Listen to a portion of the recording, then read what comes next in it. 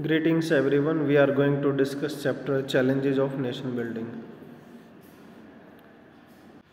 In this chapter, generally we are going to discuss about the nation and nation buildings, legacy of partition, challenges of refugee, resettlement, Sardar Vallabhbhai Patel, and integration of state.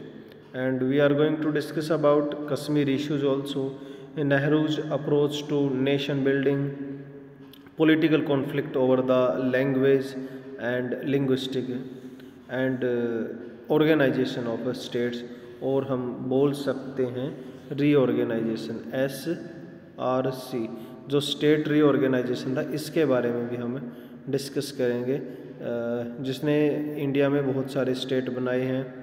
Haryana उसका example है, हिमाचल प्रदेश उसका example है, even 1960 के अंदर महाराष्ट्र उसका example है, गुजरात उसका example है, और सबसे पहले 1953 में बनने वाला आंध्र प्रदेश भी SRC का एक एग्जाम्पल है। In this chapter the first few year in the life of independent Indian were full of challenge. तो यानी 1947 से लेके और जो स्टार्टिंग के 10 to 20 ईयर हैं, बहुत सारे चैलेंजेस थे। चैलेंजेस आज भी हैं, लेकिन उस समय कुछ अलग तरह के चैलेंजेस थे, आज अलग तरह के चैलेंजेस हैं। Some of the most pressing one concern national unity and terrestrial integrity of India। जो सबसे बड़ा चैलेंज यहाँ बताया गया है वो क्या था? नेशनल यूनिटी का था और टेरेस्ट्रियल इंटीग्रिटी ऑफ इंडिया का था। कि जितने भी फिलोसफर थे या पॉलिटिकल स्टेट्समैन थे, सभी ने यही कहा था कि इंडिया की जो इंडिपेंडेंस है वो लॉन्ग नहीं हो सकती, ज़्यादा लंबे टाइम तक इंडिया फ्री नहीं रह सकता। उसके कुछ रीजंस थे। जनरली हम बोल सकते हैं कि लैंग्वेजेज बहुत ज़्यादा हैं इंडिया में, उसके बाद रिलीजन बहुत ज़्यादा है, कास्ट बहुत ज़्यादा है, इतनी सारी डाइवर्सिटी हैं, तो फिर आपस में कॉन्फ्लिक्ट भी होंगे, और कॉन्फ्लिक्ट भी होंगे तो फिर उसका रिजल्ट नेगेटिव ही निकलेगा। तो ये कुछ मेजर कॉज थे जिसकी वजह से इंडिया की जो इंटीग्रिटी है, यूनिटी है, शायद वो ज़्यादा लंबी ना रहे। We begin the story of politics in India since independence by looking at how three of these challenges of nation buildings were successfully negotiated in the first decade after 1947। First decade का मतलब हो गया यहाँ पे 10 year of India's development की बात हम यहाँ इंडिपेंडेंट की हम बात कर रहे हैं, जब इंडिया इंडिपेंडेंट हुआ था या फ्री हुआ था। अब जो 3 मेजर चैलेंज हैं उसके बारे में हम यहाँ बात करेंगे। उससे पहले देख लेते हैं freedom come with partition. India free तो हो गया 1947 में, 15 अगस्त को इंडिया फ्री हुआ, और उससे पहले 14 अगस्त को पाकिस्तान फ्री हो गया। तो इंडिया का जो डिवीज़न था वो विद पार्टीशन आया है, ऐसे नहीं कि इंडिया फ्री हो गया सब खुश थे। विच resulted in large scale violence, बहुत ज़्यादा दंगे प्रसाद झगड़े हुए हैं, एंड डिस्प्लेसमेंट, और लोगों को एक जगह से दूसरी जगह जाना पड़ा है। Challenged the very idea of a secular India, the integration of princely state into Indian union needed urgent resolutions. The internal boundary of the countries needed to be drawn afresh to meet the aspirations of the people who spoke different languages। उसके बाद India की boundary decide करनी थी। Even 15-16 अगस्त को भी लोगों को ये नहीं पता था कि वो पाकिस्तान में रह रहे हैं या इंडिया में रह रहे हैं। इस तरीके के चैलेंजेस लोगों ने फेस किए हैं। फिर पाकिस्तान के बॉर्डर के पार, उस पार हिंदुओं को मारा गया, इस पार मुसलमानों को मारा गया। तो ये मास किलिंग हुई, लगभग 10 लाख लोगों को यहाँ मार दिया गया था। आगे ये दे रखा है इसमें nation and nation building. At the hours of midnight 14-15 अगस्त 1947, ये इसमें गलत लिखा हुआ है यहाँ पे 1947, India attended independence and JR Nehru became the first prime minister of India. तो जवाहरलाल नेहरू भारत के पहले प्रधानमंत्री बने और फेमस स्पीच जो उन्होंने दी थी, trust with destiny, speech given by Jawaharlal Nehru. जो ये फ़ोटो यहाँ दिखाई दी गई है, जो ये मंच सजा हुआ है, जो ये स्पीच दी जा रही है, ये पर्सनैलिटी हैं जवाहरलाल नेहरू, जिन्होंने ये स्पीच दी थी। भारत के भाग्य विधाता के नाम से भी इस स्पीच को हम जानते हैं। India had 2 goal, almost everywhere या एवरीवन एग्रीड अपॉन। तो जो 2 गोल उद्देश्य रखे थे उस पर हर कोई एग्री कर रहा था। One that after independence we shall run our country through democratic government, and second that the government will be run for good of all. तो भारत जो सरकार होगी, पहली तो वो क्या होगी, डेमोक्रेटिक गवर्नमेंट होगी, और दूसरा वो वेलफेयर फॉर ऑल होगा। अब उसमें ये नहीं देखा जाएगा कि ये हिंदू है, ये मुसलमान है, ये सिख है, ये ईसाई है, सभी लोगों को साथ में लेकर चला जाएगा। जनरली कई बार इमेज से भी क्वेश्चन आ जाता है, तो आपको पता होना चाहिए ये इमेज किसकी है, प्रधानमंत्री जवाहरलाल नेहरू, जो सबसे लंबे समय तक इंडिया के प्रधानमंत्री रहे हैं। इवन आज भी ये रिकॉर्ड कायम है। नेक्स्ट है 3 चैलेंजेज। अब ये 3 चैलेंजेस क्या थे उनके बारे में हम यहाँ डिस्कस करते हैं। The challenge was to shape nation that was united, also it has a lot of varieties, different languages, different culture and religions. कि देश को जोड़ के रखना, देश को कायम रखना है, उसकी एकता बना के रखनी है, देश के आगे टुकड़े ना हो, देश का डिवीज़न ना हो। सबसे बड़ा चैलेंज तो यही था।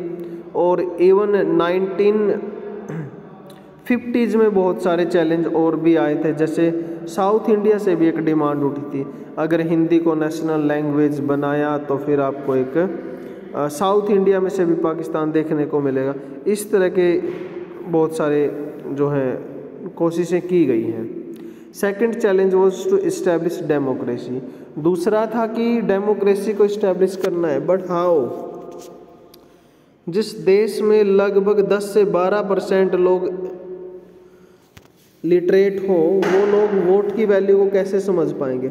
ये बहुत बड़ा चैलेंज था। और इवन जो पॉलिटिकल स्टेटमेंट्स थे, हिस्टोरियन थे, उन्होंने तो कहा था कि इंडिया ने ये बहुत बड़ा जुआ खेला है कि लोगों को राइट टू वोट दे दिया, वो इसकी वैल्यू को समझ नहीं पाएंगे। थर्ड चैलेंज था was to ensure that the development and well being of the entire society. Here constitution clearly let down the principle of equality and social protection to all.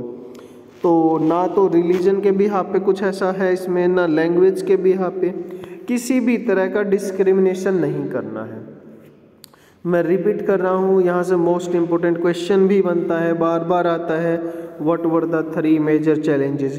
पहला challenge क्या था? Nation की unity को बनाकर रखना था। दूसरा डेमोक्रेसी को इस्टेब्लिश करना था। तीसरा welfare of all human being irrespective of their caste, their culture, their language, their religion. तो अभी तक हमने 3 मेजर चैलेंजेस कर लिए हैं। जवाहरलाल नेहरू की इमेज लाल किले से जो वो स्पीच दे रहे थे। 3 मेजर चैलेंजेस के बाद यहाँ हम डिस्कस करेंगे पार्टीशन एंड डिस्प्लेसमेंट एंड रिहेबिलिटेशंस। लोगों का दोबारा से मतलब एक पुनर्वास लगा सकते हो आप, और लोगों को सेटलमेंट प्रोवाइड करवाना। On the 14-15 August 1947 not one but 2 nation status came into existence, India and Pakistan. तो भारत आज़ाद तो हो गया था, भारत फ्री तो हो गया था, फ्रीडम तो मिल गई थी, but India was not united. There was 2 country, India and Pakistan. This was a result of partition, the division of British India into the India and Pakistan. British India word इसलिए यूज़ किया गया है क्योंकि उस समय भारत को ब्रिटिशर लीड कर रहे थे। जिस भारत को ब्रिटिशर लीड कर रहे थे उसको अब 2 हिस्सों में डिवाइड कर दिया। एक हिस्से का नाम था पाकिस्तान, जो ये अलग से फ्लैग का हिस्सा दिखा रखा है आपके, एक प्रकार से मैं कहूँ तो लेफ्ट साइड में और दूसरा हिस्सा इंडिया का है। अब आगे इसमें है according to the two nation theory, according to the two nation theory. Two nation theory यही थी कि टू नेशन बनेंगे, दो देश बनेंगे। According to the two nation theory made by the Muslim League, India consisted of not one but two people, Hindu and Muslim. तो two nation theory में ये मान लिया गया था कि भारत जो है, इंडिया जो है, दो धर्मों से मिलके बना है, दो तरह के लोगों से मिलके बना है, so it must be divided. That is why it demanded Pakistan a separate country for Muslim and the Congress opposed this theory. तो इमेज में भी आप यहाँ देख सकते हो, ये पाकिस्तान को इंडिकेट कर रहा है और ये इंडिया को इंडिकेट कर रहा है। The process of partition, it was decided that India would be divided into two countries, India and Pakistan. It was decided to follow the principle of religious majority, and it means that area where Muslims were in majority would make up the territory of Pakistan, the rest was stay with India. लेकिन सबसे बड़ा challenge यहाँ पर भी ये था कि ऐसी कोई टेरिटरी थी ही नहीं इंडिया में जहाँ पर मुस्लिम मेजॉरिटी में हो, फिर भी कहीं ना कहीं हिंदुओं को डिस्प्लेसेस में किया गया है। आप आगे वाली इमेज को देखेंगे तो ये जो रीजन है जिसे पाकिस्तान बनाया गया, लाहौर तो एक प्रकार से हिंदुओं का गढ़ था, सिखों का गढ़ था, और इधर जो वेस्ट बंगाल है और बांग्लादेश है, यहाँ पर भी ज़्यादातर हिस्से में हिंदू रहते थे, ऑलमोस्ट 70% के आसपास। तो लोगों को डिस्प्लेस किया गया। अब ये जिस भी तरीके से डिसाइड किया गया वो सही नहीं था। There were two areas, one in west and one in the east. तो ये इधर वाला जो एरिया था इसे क्या नाम दे दिया गया, इसको नाम दिया गया था वेस्टर्न पाकिस्तान, और इस एरिया को नाम दिया गया था ईस्टर्न पाकिस्तान। अब ये ईस्टर्न पाकिस्तान जो था, ये फ़िलहाल जो बांग्लादेश है ये ईस्टर्न पाकिस्तान था, और वेस्टर्न पाकिस्तान जो करंट में पाकिस्तान है। तो इंडिया की दो अलग अलग डायरेक्शन में दो अलग अलग देश बना दिए गए थे। So it was decided that a new country Pakistan will comprise two territories, west and east Pakistan, separated by the long expanse of the Indian territory। आगे देखेंगे आप, जिस पर्सनैलिटी को यहाँ बैठा हुआ देख रहे हैं ये है अब्दुल गफ्फर खान, जिन्हें फ्रंटियर गांधी और सीमांत गांधी भी बोलते हैं। He was the even first personality who got the Bharat Ratna, first foreigner who got the Bharat Ratna. मैं फॉरनर इसलिए कह रहा हूँ कि इन्हें 1947 के बाद जब ये पाकिस्तान में चले गए थे तो उसके बाद इंदिरा गांधी ने इन्हें भारत रत्न दिया था, और ये महात्मा गांधी के बहुत बड़े फॉलोवर थे। इवन जो दांडी मार्च था और जो सिविल डिसओबीडियंट मूवमेंट हुआ था उसमें भी इन्होंने पार्टिसिपेट किया था। पेशावर जो फ़िलहाल पाकिस्तान में, वहाँ से मूवमेंट को लॉन्च किया था। आगे कुछ पॉइंट हैं। Abdul Ghaffar Khan known as the frontier Gandhi oppose two nation theory. तो ये वो व्यक्ति था जिसने टू नेशन थ्योरी को अपोज किया था, जो उसके फेवर में नहीं था। Other problem was that two of the Muslim majority provinces of British India, Punjab and Bengal had very large area where non-Muslim were in majority। जैसे मैंने रिपीट भी किया था कि ये डिसाइड तो हो गया कि जिस एरिया में मुस्लिम मेजॉरिटी में है वो एरिया मुसलमानों को दे दिया जाए, but India was not having any area with the majority of Muslim. तो उसके बावजूद भी इंडिया का पार्टीशन किया गया, जो बहुत गलत था। It was decided that these two provinces would be splitted according to the religious majority at the district level. A large number of people did not know the day of independence whether they were in India and Pakistan। वही बात repeat हो रही है यहाँ पे कि 15, 16, 17 even 20 अगस्त तक भी लोगों को ये नहीं पता था कि वो आज़ाद हो गए हैं कि वो पाकिस्तान में रह रहे हैं कि वो भारत में रह रहे हैं। जब लोगों ने एक दूसरे को मारना शुरू किया तब उनको समझ में आया कि अब हमें ये लैंड छोड़ना होगा। अब इस इमेज को आप ध्यान से देखोगे, ये है माउंटबेटन, मोहम्मद अली जिन्ना, जवाहरलाल नेहरू, और बड़े खुश नज़र आ रहे हैं तो, क्योंकि दोनों को देश मिल गए, दोनों को राज मिल गया। लेकिन लोगों का क्या, लोगों के हालात तो ये थे जो नीचे वाले हैं, ये थे। किस तरीके से लोगों को ट्रैवल करना पड़ रहा है, आप इन इमेजेस से अच्छे से समझ सकते हो। देखेंगे फिर भी इसमें क्या लिखा है आगे। A large number of people did not know on the day of independence whether they were in India और in Pakistan. The partition of two provinces caused by the big tragedy of partition, तो इसमें तो बहुत बड़ा नुकसान हुआ था। The other difficulties of the problem of partition is that of minorities on the both side of the border, lack of Hindu and Sikh in the area that were now Pakistan, and equally large number of Muslim on the Indian side, Punjab and Bengal, found themselves trapped. ये सारे के सारे लोग problem में थे, पीड़ित थे, कोई सुनने वाला नहीं था, लाखों को मारा गया, डेड बॉडियां दफनाने वाला नहीं था, इस तरह के हालात बने हुए थे। They were to discover that they were undesirable aliens in their own home and in the land where they and their ancestors have lived for the centuries. जिस जगह पर उनके पेरेंट्स, उनके ग्रैंड पेरेंट्स, उनके दादा परदादा सालों से रह रहे हों, अब वो लैंड उनको छोड़ना था और वो उनके लिए अपना नहीं था, तो ये सरप्राइज करने वाला था लोगों को। Soon as it became clear that the country was going to be partitioned, very soon the violence went out of the control.